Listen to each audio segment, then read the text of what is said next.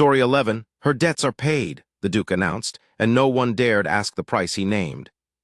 Engine B narrator, the Duke's brother heroine, debtor's daughter setting, marriage auction / grand estate hall mood, protective right arrow redemptive. My brother never attended auctions. He said they were beneath him, the haggling, the theater of it, the men in their fine coats pretending to appraise horses and women with the same flat, businesslike stare. He said it in the way he said most things, once, quietly, and with no invitation to argue. So when word reached me that Edmund, the Duke of Dunmorrow, had appeared at the Mercer Creditors' Assembly on a Tuesday in February, coatless in the cold, without so much as a footman, I thought the report was wrong. It was not wrong. I was there myself, though I did not know he would come. I had gone because I knew the family. Not well a vicar's acquaintance, the sort of connection that means nothing in London and everything in a county market town. The Mercers had kept a modest house on the edge of the valley for 3 generations, and when Mr. Mercer's debts swallowed everything, the house, the horses, the furniture down to the kitchen plates, his daughter came to the assembly because there was no one else left to come. Her name was Miss Clara Mercer. She stood at the far end of the hall in a gray wool dress that had been pressed but not replaced, and she did not look at the men appraising the inventory around her. She looked at a spot on the wall above the auctioneer's table with the stillness of someone who had already decided privately that she would survive whatever was about to happen.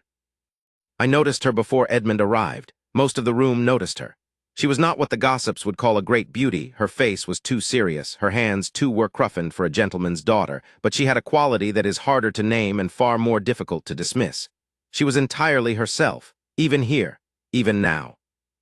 The auctioneer was a man named Grath, and he had the practiced cheer of someone who understood that his livelihood depended on making ruin feel orderly. He moved through the inventory with brisk efficiency. The furniture, the silver, the horse. The carriage, which he noted had a cracked axle, and reduced the estimate accordingly. Then he reached the matter of the daughter. It was legal, grimly, technically legal, an old arrangement written into the father's debt contract by a creditor who had anticipated exactly this outcome. Clara Mercer had known about it. I could see in the way her chin lifted slightly that she had known for weeks and had spent those weeks preparing her face. Miss Mercer, Grath announced, is offered in contract of marriage to settle the remaining debt of £240. She brings with her no dowry, no property, and no family connection of present value. Bidding will open. £240. The voice came from the doorway. I turned, and there was my brother. He had not dressed for the occasion. He wore riding clothes, still damp at the collar from the cold outside, and he had pushed the door open without particular ceremony and stood in it as though he owned the building, which he did not, but which no one thought to point out. His dark eyes moved across the room once, taking in the auctioneer, the creditors, the furniture stacked against the walls, and Miss Clara Mercer at the far end, and then they did not move again. £240, he repeated, paid now in full, in exchange for the contract. Grath blinked. Your Grace, bidding has not yet. Then I am bidding. Edmund stepped into the room. Is there a counter? There was not. The creditors knew him. The room knew him. The Duke of Dunmorrow was not a man whose offers invited the theater of a counter. Grath looked at the creditors. The creditors looked at each other. One of them, a merchant from the south end of town, opened his mouth and then, very wisely, closed it again.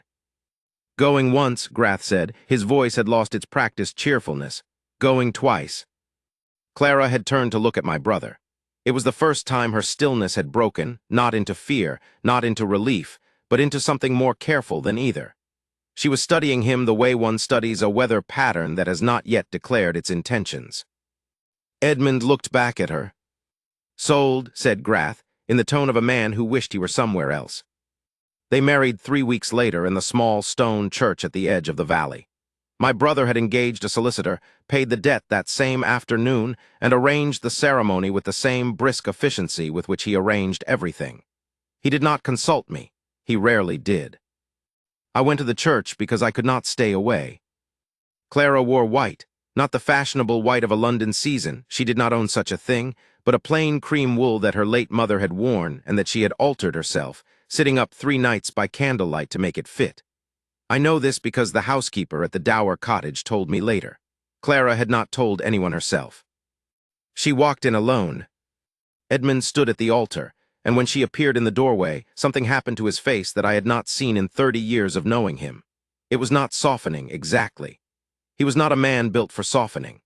But there was a quality of attention in the way he watched her cross the aisle that I had never seen directed at anything before, not at the estate, not at his title, not at the parliamentary matter that had occupied him for a year and a half without resolution.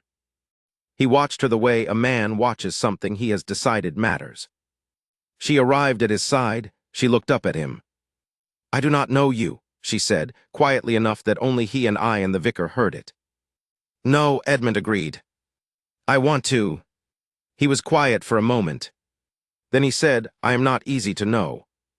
"Most things worth knowing aren't," said Miss Clara Mercer, who had just paid her father's debts with her hand and seemed, somehow, to be the person most at ease in the room. My brother made a sound I had not heard him make in a very long time. It was almost a laugh. They were married 5 minutes later. The months that followed were not simple. I want to be honest about that. Edmund's house was large and cold in the way that houses become when a man has lived alone in them for a decade and stopped noticing. Clara moved through it in her gray dresses and her sensible boots, and she did not flinch at the cold or the silence, but she did not pretend to be at ease in them either. She learned the name of every servant within a fortnight. She brought the cook a receipt for a lamb stew that the woman told me afterward was the finest thing she had made in 6 years of employment. She did not attempt to charm Edmund. That, I think, was what undid him. Every other person who had ever wanted something from my brother had made an effort to please him first, to find the approach, the angle, the correct degree of deference. Clara did none of this. She asked him questions. Direct ones, what he was reading, what worried him about the northern tenants' rents, whether he had slept. She disagreed with him twice in the first week on matters of estate management and was right both times, which she did not point out, but which he noticed. "She is not afraid of me," he said to me one evening, in the tone a man uses when he is reporting something remarkable. "No," I agreed, "she is not." He was quiet then. "I am not accustomed to it." "I know." He looked out the window at the dark valley below, and I watched him decide something. It was in March that the thing happened that I think of as the turning. A letter arrived from one of the creditors, the merchant from the south end of town, the one who had opened his mouth and wisely closed it at the auction. He had, it emerged, discovered a legal irregularity in the debt settlement, or claimed to have discovered one. The letter suggested, with a great deal of careful phrasing, that the original contract might be revisited. That the marriage might be, in certain circumstances, contestable. I was there when Edmund read it. His face did not change. His face never changed. But he folded the letter with a particular deliberateness and stood up from his desk, and I knew my brother well enough to read what was in that deliberateness. He found Clara in the library. She was sitting with an estate ledger she had asked to review, and she had a list of questions beside it in her clear, practical handwriting, and she looked up when he came in without alarm. "Sit down," he said. "I want to tell you something." She sat. He stood by the window. He often stood by windows, my brother, as though he needed to see something far away, and he told her about the letter. He told her all of it. He did not soften it. When he finished, Clara was quiet for a moment. "What will you do?" she asked. "I will respond," he said, "tonight in terms that are not ambiguous. And if he pursues it, then I will make it very clear," my brother said, in the quiet, certain voice he used when a matter was entirely settled in his own mind, "that this marriage is not a transaction that can be revisited, that it was made in law and that I intend to defend it in every possible venue for as long as there are venues available to me." He paused. "That you are my wife, not a contract, not a convenience, my wife." Clara looked at him for a long moment. "You did not have to say it that way," she said. "No," he agreed. "I chose to." She looked back down at the ledger. Her hand, I noticed from the doorway where I stood unobserved, was not quite steady. "Thank you," she said, very quietly. Edmund crossed the room and sat down across from her, and he picked up the first of her questions on the list, a matter about the northern timber revenue that he had been avoiding for 3 years, and he answered it. That was the turning. The merchant did not pursue it. I do not know exactly what Edmund wrote in that letter, and I never asked. Certain things are not inquired into. What I know is that we heard nothing further from the south end of town, and that by April the valley had accepted, with the particular pragmatism of people who have always understood where power sits, that the Duchess of Dunmorrow was exactly what the Duke had chosen. Clara became that. Not the Duchess they had expected, not glittering, not fashionable, not of the sort of lineage that gives satisfaction to the genealogically minded, but a woman who knew the names of the tenants' children, who sat beside my brother at estate meetings and asked the questions he had stopped thinking to ask, who played the pianoforte in the evenings with a matter-of-fact competence that had nothing to do with performance and everything to do with pleasure. She was the only person in the county who disagreed with Edmund in company and survived it without consequence. She had, somewhere in those quiet months, found the exact register in which she could speak to him, not challenging, not deferential, but simply honest, and he had found, slowly, that he could not imagine the house without that honesty in it. He told her so, eventually. I was not present for that conversation, but I saw him afterward, and he had the expression of a man who has said aloud something he has known for a long time and is surprised to find the saying of it so much easier than the knowing. I tell this story when people ask me how my brother came to be married to a debtor's daughter from a county valley with no name and no fortune. I tell them what I saw. A woman who stood in a creditor's hall with her chin up and her hands still and her eyes on a spot above the auctioneer's table, deciding privately that she would survive whatever came next. And a man who walked into that room and made the only bid. They want to hear something grander, usually.